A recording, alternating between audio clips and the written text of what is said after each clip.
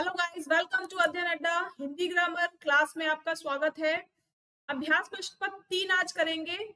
सब कुछ chapter wise चलेगा। बहुत बहुत सारे क्वेश्चंस हैं। क्वेश्चन एक भी मत छोड़ना, सीरीज एक भी मत मिस करना, क्योंकि यहाँ जो सीरीज चलेगी वो बहुत दिनों तक और बहुत लंबी सीरीज चलने वाली है। तो एक भी क्वेश्चन मिस नहीं होगा। जितने क्वेश्चन आज तक एग्जाम्स में आए हैं और आने की उम्मीद है, उन सारे क्वेश्चंस को लेकर हम एक साथ चलेंगे। ठीक है, चैप्टर वाइज चलेंगे, जिससे कोई हमको ये प्रॉब्लम ना हो कि ये कहाँ से आ गया, वो कहाँ से आ गया। तो जो जो चीजें बीच में बताने की होगी उसे हम बताते हुए भी चलेंगे। तो चलिए स्टार्ट करते हैं आज का सेशन।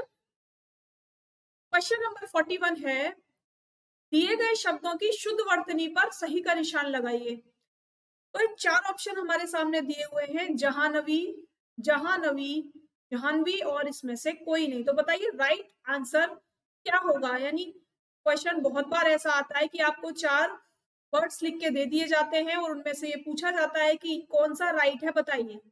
तो जब आप लोगों को बहुत सारी प्रैक्टिस हो जाएगी, इतनी सारी प्रैक्टिस आप लोग कर लेंगे कि शब्दों को देखते ही पहचान जाएंगे, तो ऐसे शब्दों के जो आंसर होंगे कम से कम 2-3 पूछे जाते हैं और बिल्कुल एग्जैक्ट हमारे मार्क्स हमें मिल जाएंगे। ठीक है, और बहुत सिली मिस्टेक हमसे इन क्वेश्चंस में हो भी जाती है। तो चलिए प्रैक्टिस करते रहेंगे, हमें सभी आंसरों के जवाब, क्वेश्चनों के जवाब मिलते रहेंगे। इसका जो ऑप्शन होगा ये होगा जाह्नवी, यानी ऑप्शन नंबर 3 हमारा राइट है। लिखा तो तीनों जगह जाह्नवी है, लेकिन जो राइट तरीके से जाह्नवी लिखा हुआ है वो थर्ड ऑप्शन में लिखा हुआ है। नेक्स्ट देखिए, नेक्स्ट में भी यही बताना है, दीर्घायु, दीर्घायु, दीर्घायु और दीर्घायु लिखा है भाई नीचे। तो देखिए, अगर प्रोनाउंसिएशन बिल्कुल ठीक है, यानी हमारा जो उच्चारण है वो बिल्कुल ठीक है, तो हम इन दोनों को काट सकते हैं पहले।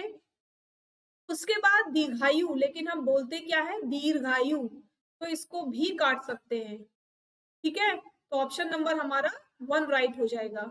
कैसे राइट होगा, अब इसमें और इसमें क्या डिफरेंस है। इसमें और इसमें देखिए, हम द के बाद रा बोल रहे हैं, तो जब द के बाद रा की साउंड आ रही है तो वो उसके अगले वाले अक्षर पर लगेगी। यहाँ पर कहाँ लगी हुई है, यहाँ पर लास्ट में लगी हुई है। इसका मतलब क्या हो गया, जब इसे पढ़ोगे तो दी घा रियु, इसका मतलब हो गया दी घा रियु, लेकिन होता क्या है दीर्घायु। तो आंसर हमारा 1 हो जाएगा राइट। ठीक है, नेक्स्ट देखिए, अक्षर पर लगाई जाने वाली स्वर सूचक रेखा को क्या कहते हैं। भाई किसी भी अक्षर पर जो स्वर सूचक रेखा लगाई जाती है उसे बताइए क्या कहेंगे। वर्ण कहेंगे, मात्रा कहेंगे, संयुक्त व्यंजन कहेंगे या ध्वनि कहेंगे। क्या कहेंगे उसको, उसको हम कहते हैं ध्वनि।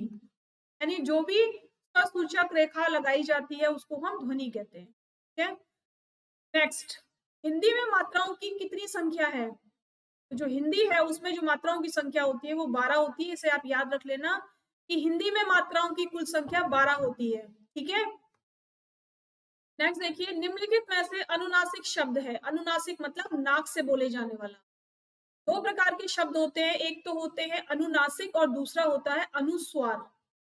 ठीक है, अनुस्वार क्या होता है, अनुस्वार वे शब्द होते हैं जिसमें अंग की आवाज आती है, बोलते टाइम अंग की आवाज आती हो, न की आवाज आती हो, या दोनों में से कोई भी एक आवाज आपको आ जाए तो वो क्या होगा अनुनासिक, अनुस्वार। लेकिन जब आवाज हमारी नाक से निकले तब वहां पर क्या होता है अनुनासिक। अब देखिए, श्रीमान, कहीं पर कोई नाक से आवाज आ रही है, नहीं आ रही। कंस, अब देखो आपको ना की आवाज आ रही है ना, यहाँ पर किसकी आवाज आ रही है, ना की। कन, ना की आवाज आई तो ये क्या हो गया, ये हमारा अनुस्वार हो गया। ठीक है, और ये क्या हो गया कॉलेज, कॉलेज लिखा हुआ है ये। ठीक है, लेकिन जो चांदनी शब्द लिखा हुआ है चा, जब आप चा बोलते हो तो आपकी नाक से एक ध्वनि निकलती है, और जब किसी शब्द को बोलते समय हमारी नाक से ध्वनि निकले तो वो कैसा शब्द होता है, वो अनुनासिक होता है। तो आंसर हमारा क्या राइट हो जाएगा, आंसर हमारा 2 राइट हो जाएगा। ठीक है, नेक्स्ट देखिए, निम्नलिखित में से कौन सा शब्द संयुक्ताक्षर नहीं है। अभी तो क्या पूछा है, नहीं है पर ध्यान देना, नहीं है। क्या ये संयुक्ताक्षर है, क्या ये है, क्या ये है या ये है, बताइए कौन सा अक्षर संयुक्ताक्षर है। तो देखिए, त्र, श्र और छ, और एक आता है हमारा य। ये जो 4 अक्षर होते हैं ये संयुक्ताक्षर होते हैं। ठीक है, छ, त्र, या और श्रा, ये हमारे 4 अक्षर संयुक्त अक्षर होते हैं। लेकिन जो ये क लिखा हुआ है ये संयुक्त अक्षर नहीं है, तो यही हमारा राइट ऑप्शन हो जाएगा। ठीक है, नेक्स्ट देखिए, संभालना। संभालना शब्द है अनुस्वार, अनुनासिक, संयुक्ताक्षर या अर्धचंद्र।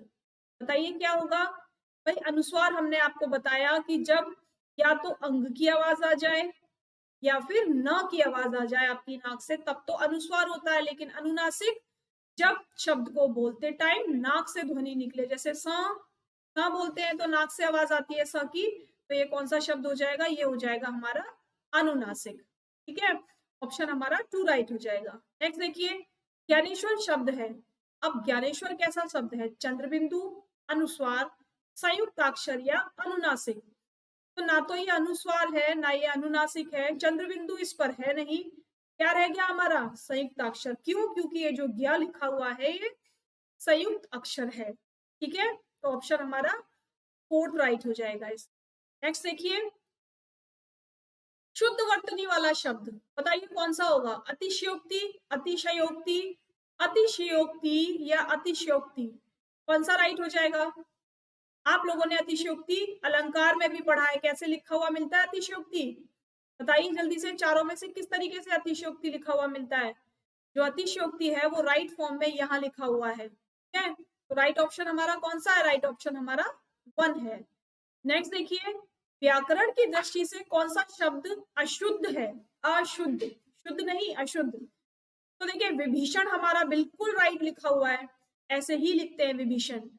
गृहिणी बिल्कुल सही लिखा हुआ है, जगत गुरु भी सही लिखा हुआ है। ये जो विरहणी लिखा हुआ है ना, ये हमारा गलत लिखा हुआ है। इसको कैसे लिखते हैं, इसको लिखते हैं विरहिणी। और ये एक बार नहीं, यहाँ तो लिखा हुआ है 2018 में आया हुआ क्वेश्चन है, लेकिन ये एक बार नहीं, ये बहुत बार आता है। एक विरहणी के लिए आता है और एक गृहिणी के लिए आता है। गृहिणी कैसे लिखा हुआ मिल जाता है, गृहिणी या फिर गृहिणी, इस तरीके से लिखा हुआ दे देते हैं। तो गृहिणी राइट ये है, लेकिन हमारा जो क्वेश्चन है उसका आंसर क्या है, उसका आंसर हमारा 2 हो जाएगा, विरहणी, ये रॉन्ग लिखा हुआ है। ठीक है, फिलहाल ये सारे सही लिखे हुए हैं। नेक्स्ट देखिए, शुद्ध रूप है पैतृक, पैतृक, पैतृक या पैतर्क, क्या है पैतृक, क्या होता है, जो हमारे पुराने टाइम से, हमारे बाप दादाओं के टाइम से जो चीजें चली आ रही होती है उनको हम पैतृक कह देते हैं ना, हमारे पिताजी से मिली हुई हमें। तो कौन सा राइट होगा, ऑप्शन नंबर 3 राइट हो जाएगा। पैतृक कैसे लिखते हैं, ऑप्शन नंबर 3 की तरह लिखते हैं पैतृक। ठीक है, नेक्स्ट देखिए, सही रूप है ऐतिहासिक, ऐतिहासिक, ऐतिहासिक या ऐतिहासिक, बताइए कौन सा आंसर राइट है। तो आप लोगों ने हिस्ट्री अगर पढ़ी है और हिंदी में भी पढ़ी है तो ऐतिहासिक लिखा हुआ बहुत बार देखा है ना। कभी हम घूमने भी जाते हैं तो वहां पर लिखा हुआ होता है ऐतिहासिक इमारतें। तो जो ऐतिहासिक होता है वो कैसे लिखा जाता है, वो ऑप्शन नंबर 2 की तरह लिखा जाता है। यानी जो ऑप्शन नंबर 2 है हमारा, वो बिल्कुल सही तरीके से लिखा हुआ है ऐतिहासिक। ऐतिहासिक लिखने का तरीका यही है। ठीक है, चलिए नेक्स्ट क्वेश्चन की तरफ। निम्न में से किस शब्द की वर्तनी सही है, बताइए, अनुग्रहित, अनुग्रहित, अनुग्रहित या अनुग्रहित, बताइए किसकी वर्तनी बिल्कुल ठीक है। ये क्वेश्चन भी बहुत बार आया है यूपी 2017 में, तो यहाँ दिखा रहा है, लेकिन इससे पहले और इससे बाद में भी बहुत बार आया है। तो जो ऑप्शन नंबर 2 है हमारा, अनुग्रहित, ऐसे लिखते हैं अनुग्रहित। ठीक है, तो क्या राइट हो जाएगा हमारा, ऑप्शन नंबर 2 राइट हो जाएगा। नेक्स्ट भी देखिए, अभिव्यक्ति, अभिव्यक्ति, अभिव्यक्ति, अभिव्यक्ति या अभिव्यक्ति, कौन सा वाला राइट है, अभिव्यक्ति हमारा ऑप्शन नंबर 2 राइट है। ये बिल्कुल सही तरीके से लिखा हुआ है, अभिव्यक्ति ऐसे ही लिखा जाता है। ठीक, नेक्स्ट चलिए, अवशिष्ट, अवशिष्ट, अवशिष्ट या अवशिष्ट, ये कौन सा राइट है, इसमें से बताइए कौन सा ऑप्शन राइट है, 1 है, 2 है, 3 है या 4 है। अवशिष्ट क्या होता है, जो बचे कुचे पदार्थ होते हैं, है ना, अवशिष्ट पदार्थ यानी बचे कुचे पदार्थ, या अवशिष्ट अंग, जो कुछ अब रह गए लेकिन किसी काम में नहीं है, उनको हम कहते हैं अवशिष्ट। तो जो अवशिष्ट है हमारा, ये भी ऑप्शन नंबर 2 राइट है। ठीक है, नेक्स्ट देखिए, कौन सा शब्द सही है, पूजनीय, पूजनीय, पूजनीय या पूजनीय, तो देखिए आप लोगों में से बहुत सारे लोग इस तरीके से पूजनीय लिखते हैं। ये जो पूजनीय लिखा हुआ है ये बिल्कुल गलत है। जो ऑप्शन नंबर 2 है हमारा वो बिल्कुल राइट है। तो सही शब्द कौन सा हो जाएगा पूजनीय? ऑप्शन नंबर 2 हो जाएगा। नेक्स्ट देखिए, निम्नलिखित में से किसकी वर्तनी शुद्ध है? प्रार्थ्य, चरण, पूजनीय या अनुग्रहित? अभी अभी तो क्वेश्चन में देखा था जो अनुग्रहित है वो ऐसे लिखा जाता है। चरण ऐसे नहीं लिखते, चरण लिखते हैं। ठीक है, प्रार्थ्य ऐसे लिखते हैं क्या? ऐसे नहीं लिखते। पूजनीय भी ऐसे नहीं लिखते। ठीक है, तो जो राइट ऑप्शन है हमारा वो कैसे हो जाएगा? अनुग्रहित, यानी ऑप्शन नंबर 4 हो जाएगा। नेक्स्ट क्वेश्चन, इनमें से किस शब्द की वर्तनी शुद्ध है? सारे शुद्ध वाले, क्योंकि ये वर्तनी वाला चैप्टर, शुद्ध वर्तनी वाला चैप्टर चल रहा है, इसीलिए जो जितने भी क्वेश्चन आपको मिले हैं आज ये वर्तनी में से ही मिले हैं ना। तो बहुत ज्यादा 1 या 2 क्वेश्चन इसमें से हर बार क्वेश्चन पूछे जाते हैं, जरूर पूछे जाते हैं। तो जितनी ज्यादा आप लोग प्रैक्टिस कर लेंगे उतना ज्यादा क्लियर हो जाएगा कि शुद्ध और अशुद्ध वर्तनी क्या है। देखिए ऊपर उपरोक्त होता है, उपर्युक्त होता है, उपरियुक्त होता है या ऊपरी युक्त होता है? बताइए सही तरीके से उपयुक्त कैसे लिखते हैं, जल्दी बताइए। तो देखिए जो क्वेश्चन नंबर 2 है यानी उपर्युक्त, इस तरीके से लिखा जाता है। ठीक है, शुद्ध वर्तनी क्या है उपर्युक्त को लिखने की? ऊ प या के ऊपर रा लगाएंगे और नीचे ऊ की मात्रा और आधा क और ता, तो ये हो जाएगा हमारा उपर्युक्त। उपरोक्त नहीं लिखते, उपरोक्त गलत है लिखना। अगर आप लोग उपरोक्त लिखते हैं तो आज से उपरोक्त को उपर्युक्त लिखना स्टार्ट कर दीजिए। ठीक है, औदार्य की तरह व्यवहार शब्द से कौन सा शब्द ठीक है? यानी जैसे औदार्य लिखा हुआ है उसी तरीके से अगर हम व्यवहार के लिए भी लिखना चाहें तो उसको कैसे लिखेंगे? देखिए ये मैं आपको बता देती हूँ, थोड़ा सा नया क्वेश्चन है। इसका जो ऑप्शन नंबर 2 हो जाएगा व्यवहार्य, इसको इस तरीके से लिखेंगे और ये पेपर में आ सकता है, तो इस पर आप इंपॉर्टेंट लगा लीजिए। ठीक है, ठीक है ना। औदार्य की तरह व्यवहार कैसे लिखा जाएगा? व्यवहार्य, क्योंकि औदार्य लिखा हुआ है तो व्यवहार्य तो होगा नहीं, व्यवहारी और व्यवहारिक तो गलत है। इन्हीं दोनों में से एक राइट होगा, तो कौन सा राइट होगा? व्यवहार्य। नेक्स्ट देखिए, निम्नलिखित में वर्तनी की दृष्टि से कौन सा शब्द युग्म शुद्ध है? बताइए कौन सा है? बारात बसंत कहते हैं, बारात बसंत कहते हैं, या बारात वसंत कहते हैं, या बारात बारांत वसंत कहते हैं? ये वाला जो क्वेश्चन है ना, खाली बारात, अगर खाली बारात भी बात की जाए तो ये क्वेश्चन भी बहुत पेपरों में आता है कि बारात को शुद्ध रूप में कैसे लिखेंगे। हम लोग क्या बोलते हैं? बारात, लेकिन बारात नहीं होता है, क्या होता है? बारात। और साथ में क्या है? बसंत, वसंत नहीं होता, बसंत होता है। तो ऑप्शन नंबर 2 हमारा राइट हो जाएगा। ठीक है, समझ में आ गया?